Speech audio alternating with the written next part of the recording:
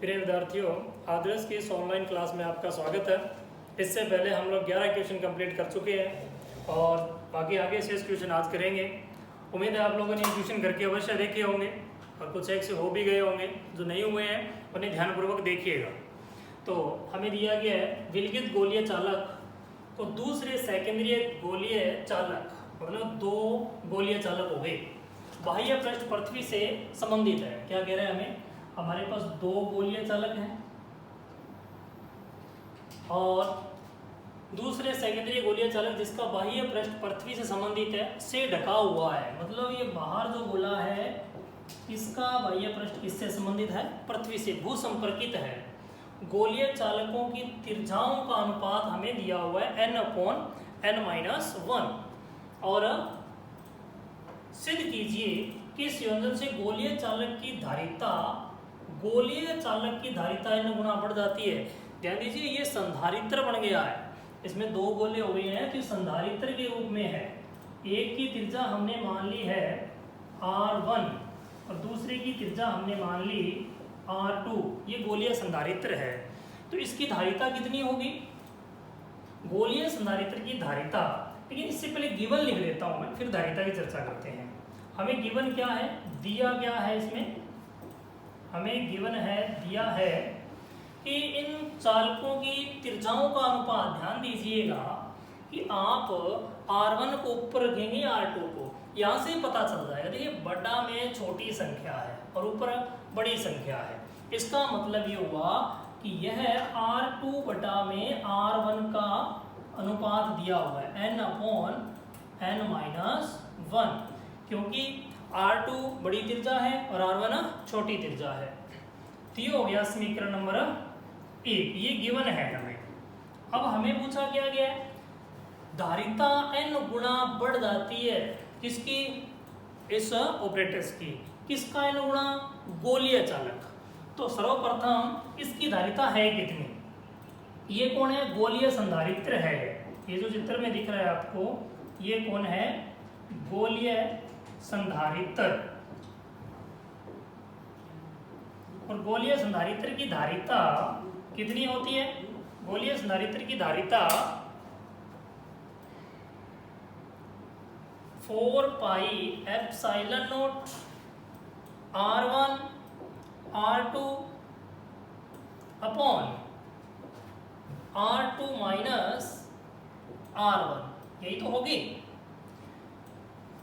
तो ये होगी गोलीय संधारित्र की धारिता। इसके बाद में इसको थोड़ा सा हल कर लेते हैं। 4πε0 r1, जो r2 था उसको हम लोग अपॉन में ले आए। ऐसा करने का बेनिफिट अभी देखेंगे क्या होगा। ये r2 को हम अपॉन में ले आए। कौन सा r2? ये देखिए, ये वाला जो r2 आपको दिख रहा है यहाँ पर, इसको हमने इसके बटा में शिफ्ट कर दिया है। तो ऐसा करने से क्या होगा? c = 4πε0 r1 और ये अपॉन में बनेगा 1 माइनस r1 अपॉन r2, ये बन जाएगा। अब इसकी वैल्यू कहाँ से लाएंगे? देखिए, हमारे पास r2 बटा r1 की वैल्यू है, लेकिन रखनी किसकी है? r1 बटा r2 की। तो उल्टा कर देंगे तो c = बनेगा 4πε0 r1 upon 1 minus n-1 upon n। उल्टा रख दिया हमने समीकरण 1 को। अब इसको हल करते हैं तो c = 4πε0 r1 अपॉन एलसीएम लेते हैं। एलसीएम आ जाएगा n, और यहाँ क्या बचने वाला है? n और माइनस का n-1, तो ये n से n कैंसिल आउट हो जाएगा। तो c = बचेगा, ये n ऊपर चला जाएगा तो n गुणा में 4πε0 r1, ये बनता है हमारे पास। अब एक बात संभवतः आपको याद होगी, कौन सी? विलगित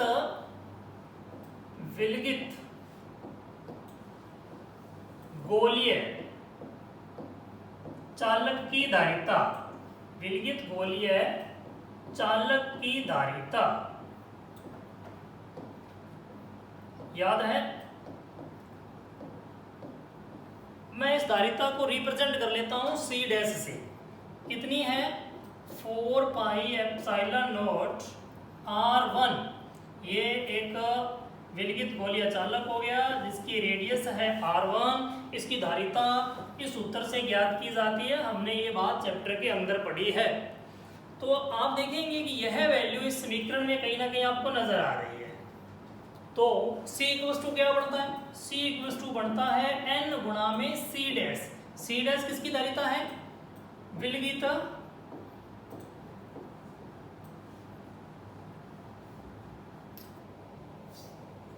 C डैश धारिता है विलगित गोलीय चालक की।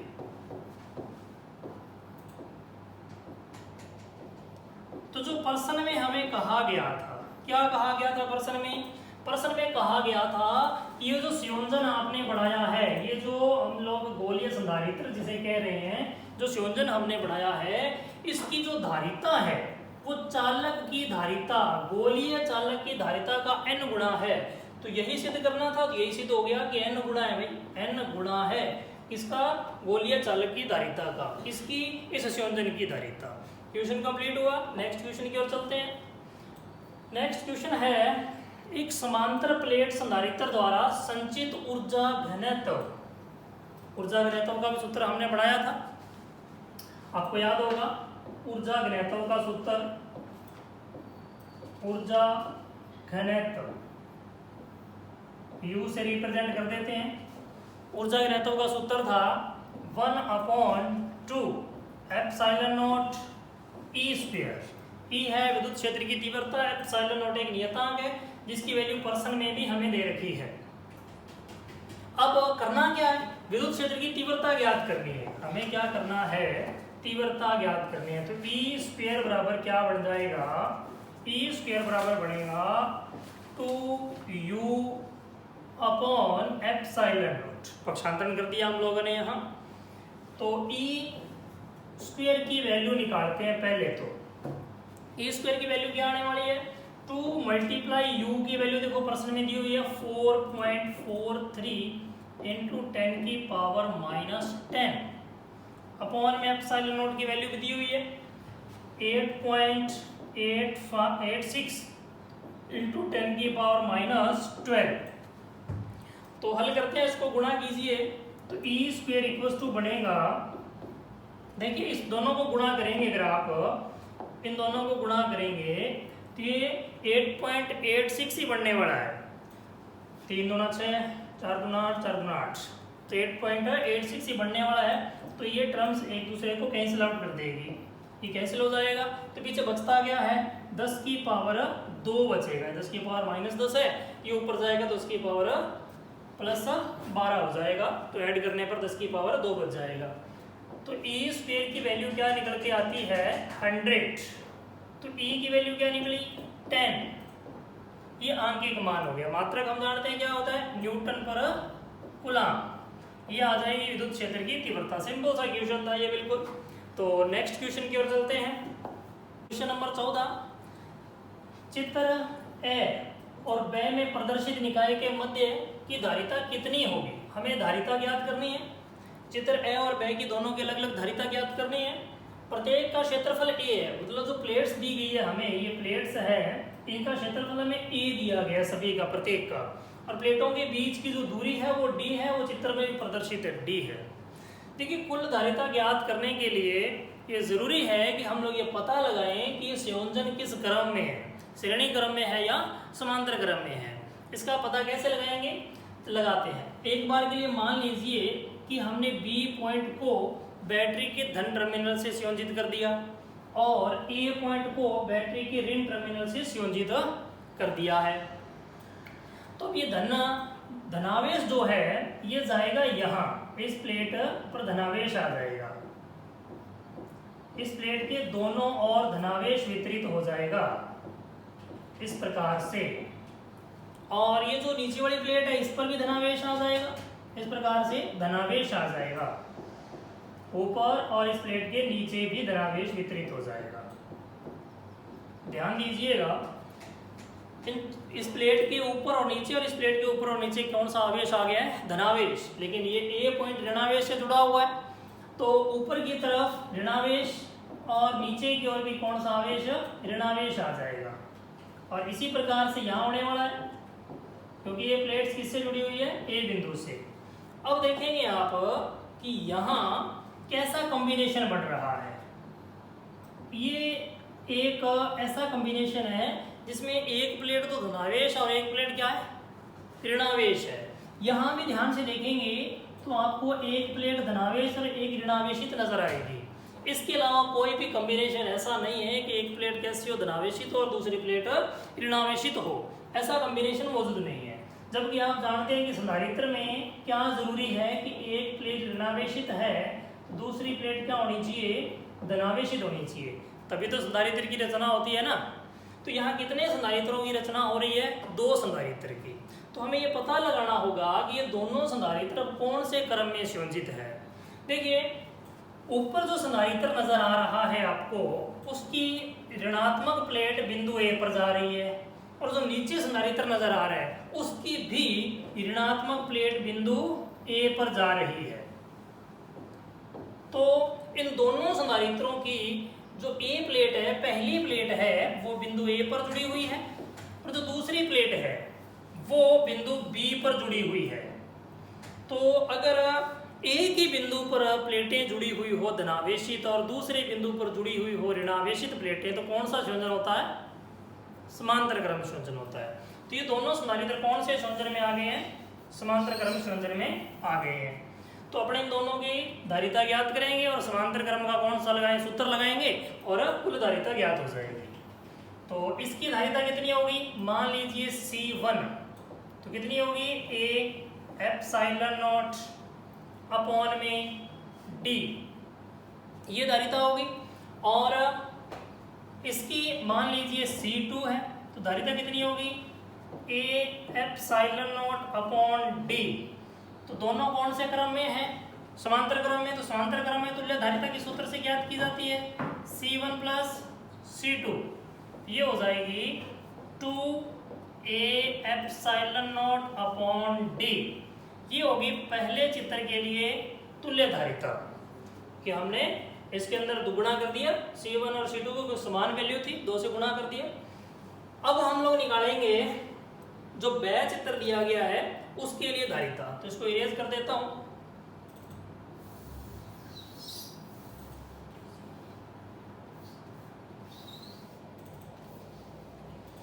तो उसी प्रकार से हम दूसरे चित्र में भी ये देखेंगे कि किस क्रम में संधारित्र जुड़े हुए हैं, समांतर क्रम में है या श्रेणी क्रम में है, और कितने संधारित्र हैं।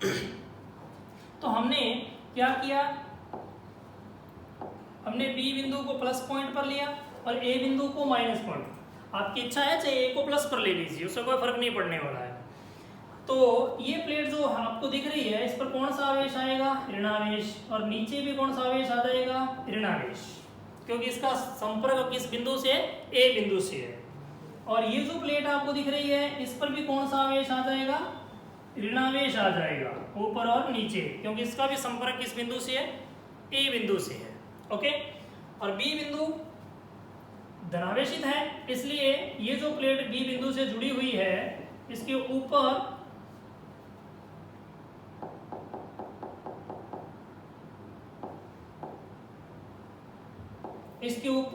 धनावेश और नीचे भी धनावेश आ जाएगा।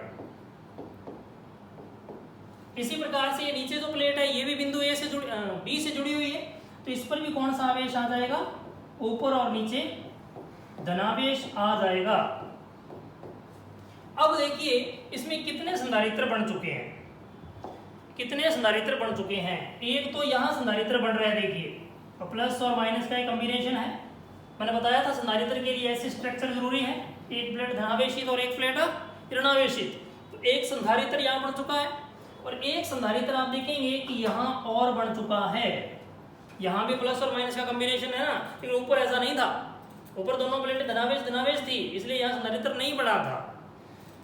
यहाँ भी संधारित्र बन रहा है, क्योंकि यहाँ भी और प्लस और माइनस का ही प्लेट्स में कॉम्बिनेशन है। तो कितने संधारित्र बने? यहाँ 3 संधारित्र बने। अब हमें ये पता लगाना संधारित्र किस क्रम में संयोजित हैं। आपको पता होगा अगर संधारित्र की धनावेशित प्लेट किसी एक ही बिंदु पर जुड़ी हुई हो, संधारित्र की धनावेशित प्लेट एक ही बिंदु पर जुड़ी हुई हो और ऋणावेशित प्लेट भी किसी एक ही बिंदु पर जुड़ी हुई हो, तो ऐसा संयोजन कौन सा संयोजन कहलाता है? ऐसा संयोजन समांतर संयोजन कहलाता है। क्या कहलाता है? समांतर संयोजन। तो हम यहाँ देखने की कोशिश करेंगे कि ये कैसा संयोजन है। देखिए, ये ऋणावेशित प्लेट है और बिंदु ए पर जुड़ी हुई है। दूसरे संधारित्र की ऋणावेशित प्लेट भी बिंदु ए पर ही जुड़ी हुई है और तीसरे संधारित्र की ऋणावेशित प्लेट भी यही होगी ना, ये भी बिंदु ए पर ही जुड़ी हुई है। तो तीनों संधारित्र की ऋणावेशित प्लेटें एक ही बिंदु पर जुड़ी हुई है। और अब धनावेशित भी देख लीजिए, इसकी धनावेशित प्लेट है जो इस संधारित्र की बिंदु बी पर है और ये बीच वाले संधारित्र की भी धनावेशित प्लेट ये खुद ही हो गई और ये भी बिंदु बी पर ही है। नीचे वाले संधारित्र की धनावेशित प्लेट भी किस बिंदु पर है? बी बिंदु पर ही है। तो इन तीनों संधारित्रों के धनावेशित प्लेटें बिंदु बी पर और ऋणावेशित प्लेटें बिंदु ए पर है। तो ऐसा संयोजन कौन सा संयोजन हो गया? ऐसा संयोजन हो गया समांतर क्रम संयोजन। तो तीनों की धारिता निकालो, समांतर क्रम संयोजन का सूत्र लगाओ और तुल्य धारिता निकाल लो। तो इसकी धारिता कितनी होगी? इसकी धारिता होगी A epsilon not upon D. Same ही है, क्षेत्रफल समान है, प्लेटों के बीच की दूरी समान है, तो इसकी भी धारिता इतनी ही होगी। तीनों की धारिताएं क्या होगी? समान होगी। तो तुल्य धारिता कैसे निकलेगी? तुल्य धारिता तीनों की धारिताओं को जोड़ने से निकलेगी, क्योंकि संधारित्रों के समांतर क्रम संयोजन में इसी प्रकार से धारिताओं को जोड़ा जाता है। सूत्र उम्मीद है आप लोगों को सभी को याद होगा। तो C इक्वल्स टू क्या पड़ेगा? ए epsilon not upon D plus A epsilon not upon D, ये दूसरे वाले संधारित्र की धारिता हो गई, plus A epsilon not upon D, ये तीसरे संधारित्र की धारिता हो गई। तीनों को जोड़ देंगे तो C इक्वल्स टू बनेगा 3 ए एप्सिलॉन नॉट अपॉन डी। ये हो गया चित्र ब के लिए तुल्य धारिता का मान। नेक्स्ट क्वेश्चन करते हैं। सी धारिता के n संधारित्रों को श्रेणी क्रम में संयोजित करने पर तुल्य धारिता CS है। CS का मान निकालते हैं। देखिए, हमें दिया गया है कितने संधारित्र हैं? n संधारित्र हैं और इनको कौन से क्रम में जोड़ा गया है? श्रेणी क्रम में जोड़ा गया है। तो श्रेणी क्रम का सूत्र क्या होता है धारिता निकालने का? 1/c। सभी की धारिता समान है, इसलिए मैं C1, C2, C3 जैसे शब्द काम में नहीं ले रहा हूँ, सिर्फ C लिख रहा हूँ। n टाइम है ये, तो 1/CS इक्वल्स टू n/c बन जाएगा। तो CS इक्वल्स टू क्या बन जाएगा? C/n बन जाएगा। तो ये तो हो गया श्रेणी क्रम में कुल धारिता का मान। तो इसको मैं साइड में लिख लेता हूं।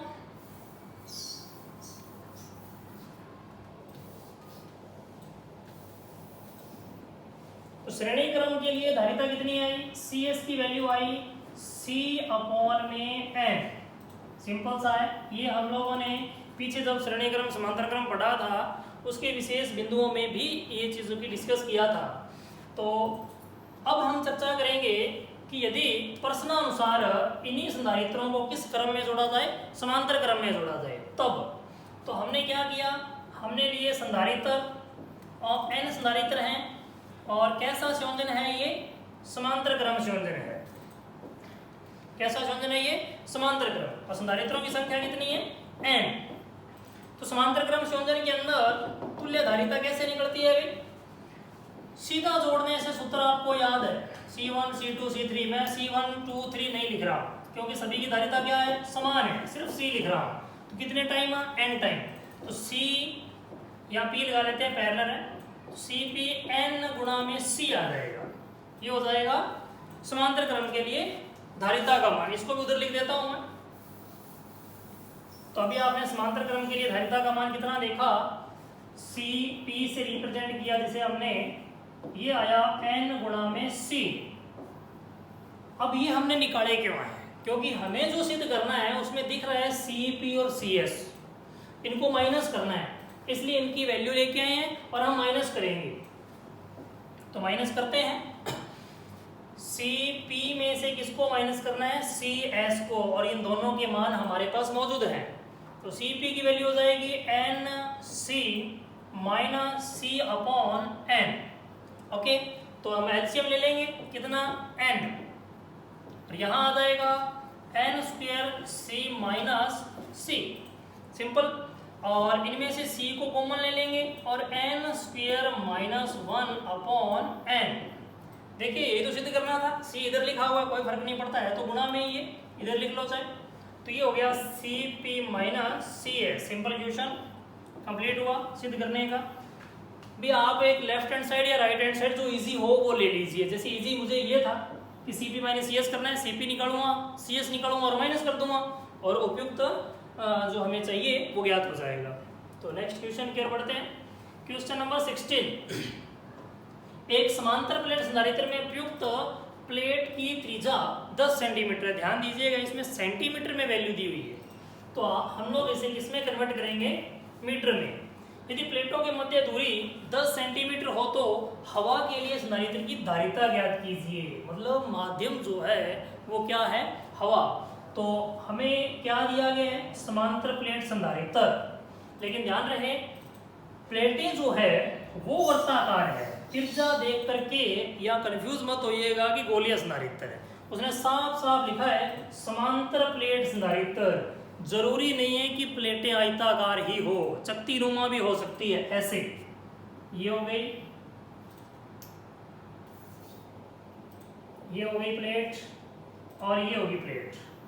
ये दोनों प्लेटें परस्पर समांतर है, ऐसे पड़ी है, और ये वर्ताकार है, तो इनकी त्रिज्या हमें दी हुई है कितनी, इनकी त्रिज्या r दी हुई है 10 सेंटीमीटर।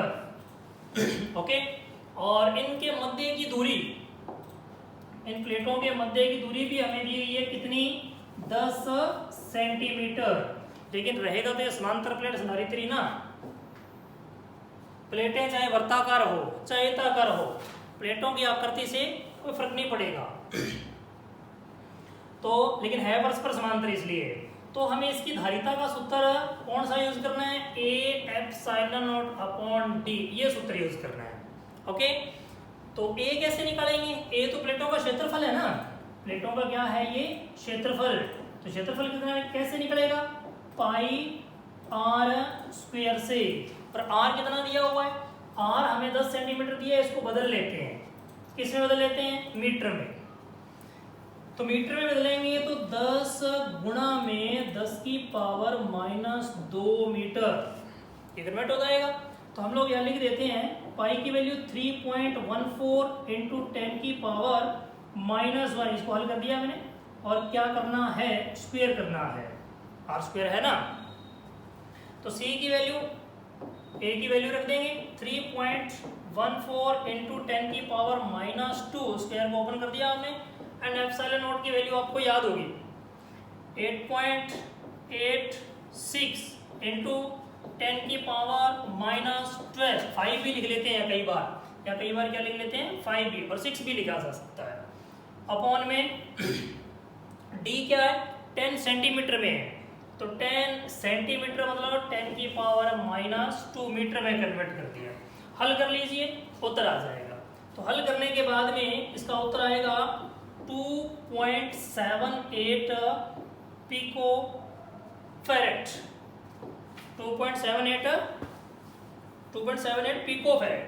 इसे हल आप कर लीजिएगा, ठीक है। तो क्वेश्चन समाप्त होते हैं, धन्यवाद।